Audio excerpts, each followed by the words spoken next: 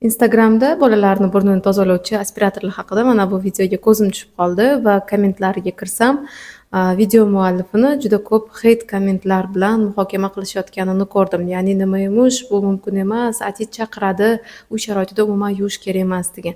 Va shifokor sifatida bunga nisbatan o'zimning fikrimni bildirib ketmoqchi bo'ldim va izohlarga burnini yuvish kerak, bu asoratlarni oldini oladi deb yozgandim. Keyin hamma heytlar menga qarata yog'ila boshlandi.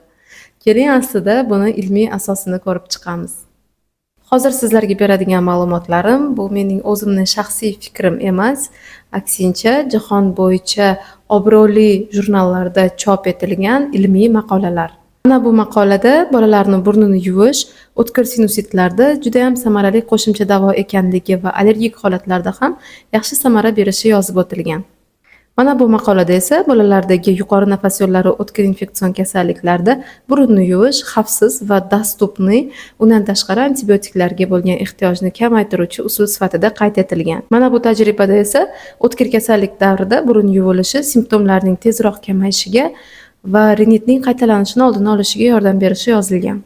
Hech bir maqolada bolalarda burun yuvish sababli atit kelib chiqadi degan joyga duch kelganim yo'q va aksincha bo'lgan holatlarga lekin duch keldim. Burunni tozalash sababli quloq bo'shlig'idagi bosimni normalizatsiyalanishi qaytanga atitlar bo'lish ehtimolini kamaytiradi.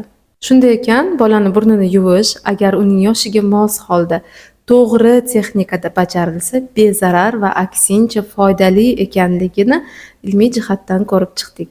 Yoshga xos holatda burunni qanday yuvish kerakligini esa keyingi videolarda bilib olasiz.